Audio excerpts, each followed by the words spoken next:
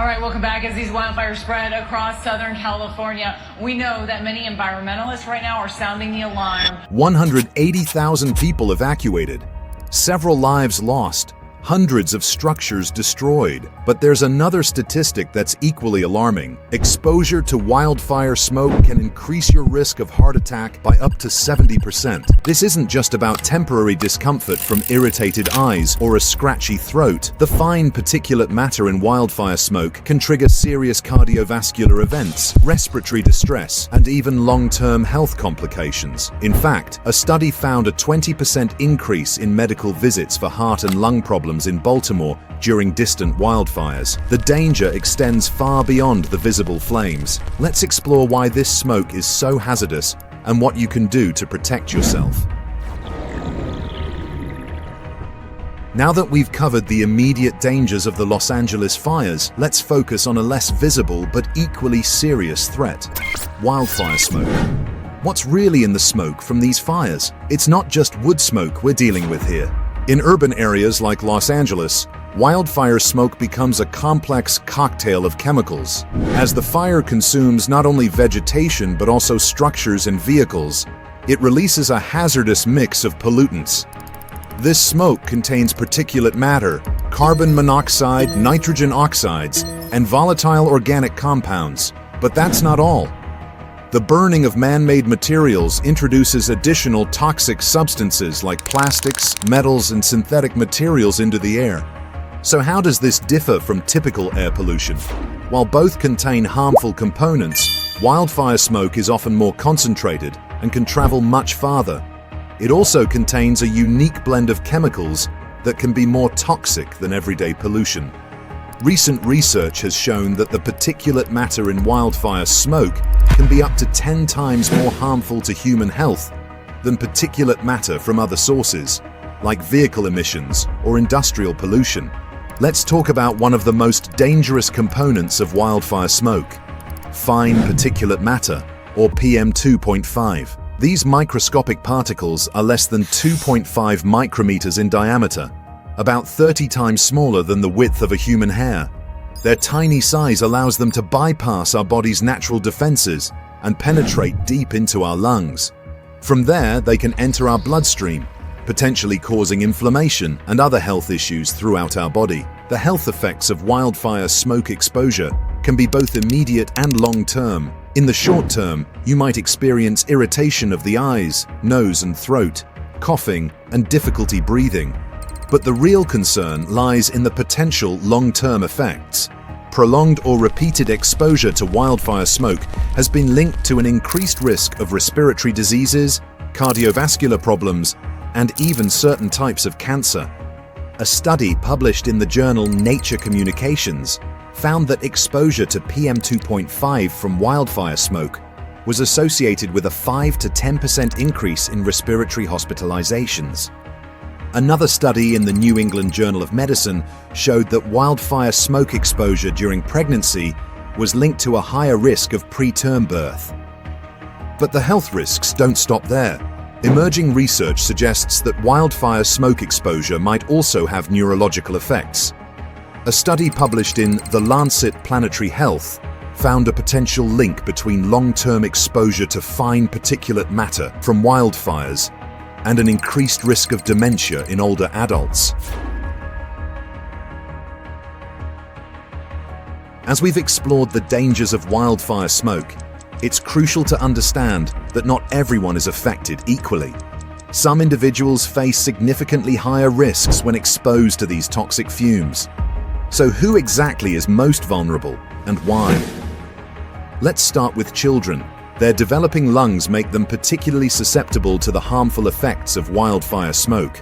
Children breathe much faster than adults, which means they're inhaling more toxic particulate matter relative to their body size. This can lead to inflammation, coughing, and wheezing. But here's a shocking statistic.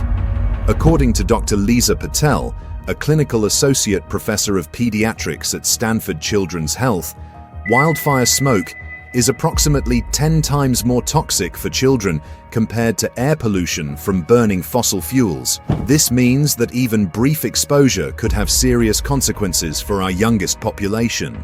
Pregnant individuals are another group that needs to be especially cautious. The toxic chemicals in wildfire smoke can cross the placenta, potentially affecting fetal development.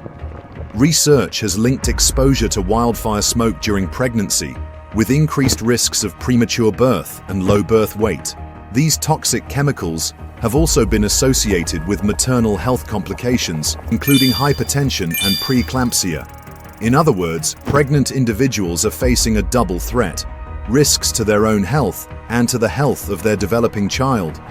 What about those with pre-existing conditions? If you have a chronic disease such as asthma, chronic obstructive pulmonary disease, heart disease, diabetes, or chronic kidney disease, you're at significantly higher risk when exposed to wildfire smoke. The Centers for Disease Control and Prevention warns that the tiny particles in wildfire smoke can aggravate existing health problems, potentially leading to severe complications like heart attacks or strokes. Even if you don't have a pre-existing condition, wildfire smoke can cause airway irritation, leading to symptoms like coughing and shortness of breath. Age is another critical factor. As we get older, our bodies become less efficient at filtering out harmful particles, making seniors more vulnerable to the effects of wildfire smoke. When you combine advanced age with chronic health conditions, the risks increase exponentially. But it's not just about biology. Socioeconomic factors play a crucial role in wildfire smoke exposure and health outcomes. Individuals in lower socioeconomic groups may have less access to resources for protection, such as air purifiers or high-quality masks. They may also live in areas more prone to pollution. This lack of resources can significantly exacerbate the health risks associated with smoke exposure. So what can vulnerable populations do to protect themselves? The most effective strategy is to stay indoors when air quality is poor. Keep windows and doors closed and use air conditioning systems with closed fresh air intakes to avoid drawing in outdoor air. If you must go outside, wearing a high-quality mask like an N95 is crucial. It's also important to limit strenuous outdoor activities and stay informed by monitoring air quality alerts.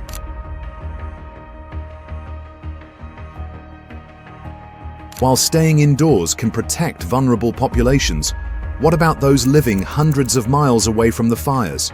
You might be surprised to learn how far the dangers of wildfire smoke can actually reach. A recent study revealed some shocking data about the health impacts in cities thousands of miles from the source of the flames. In June 2023, medical visits for heart and lung problems in Baltimore spiked almost 20% due to smoke from severe wildfires in Western Canada that drifted 2,000 miles across North America. This startling finding underscores the far-reaching consequences of these environmental disasters. The distribution of wildfire smoke is not a simple, predictable process. Wind patterns and atmospheric conditions play a crucial role in determining where the smoke will travel and how it will affect air quality in different regions. Experts note that the direction of the wind can significantly influence whether smoke impacts areas far from the fire. This means that even if you're not in close proximity to the flames, you could still experience poor air quality and its associated health risks. So what is going on here? The particulate matter from wildfire smoke can travel hundreds of miles, causing health issues even in regions far from the fire's origin.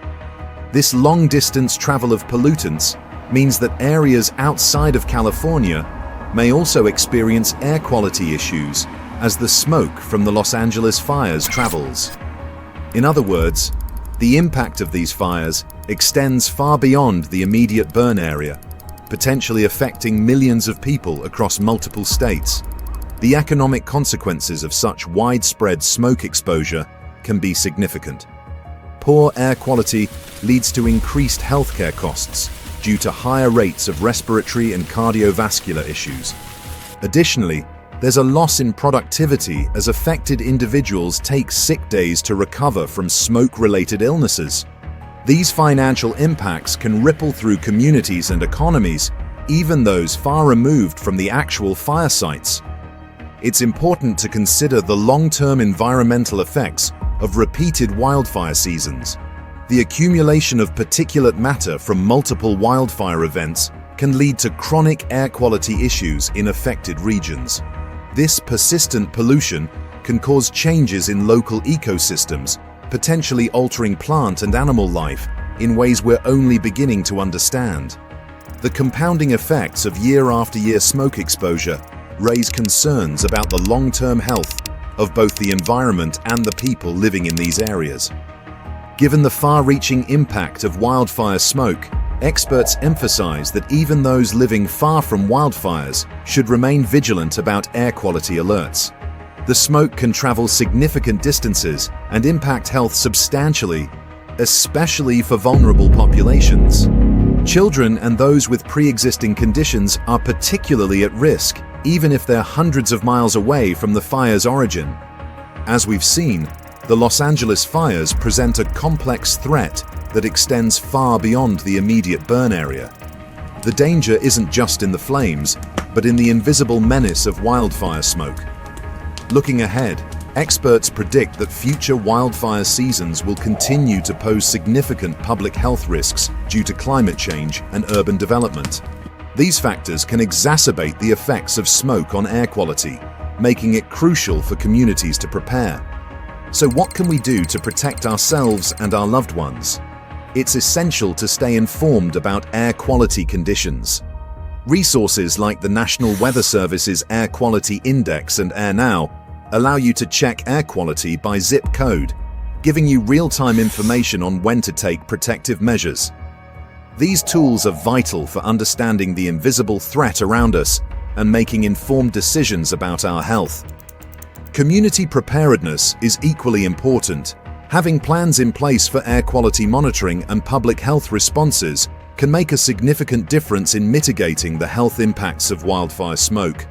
By staying vigilant, informed, and prepared, we can better navigate the challenges posed by these increasingly frequent and intense wildfire seasons. Thank you for watching. If you found this information helpful, share it with others so we can continue to build a well-informed community. Stay informed, stay empowered.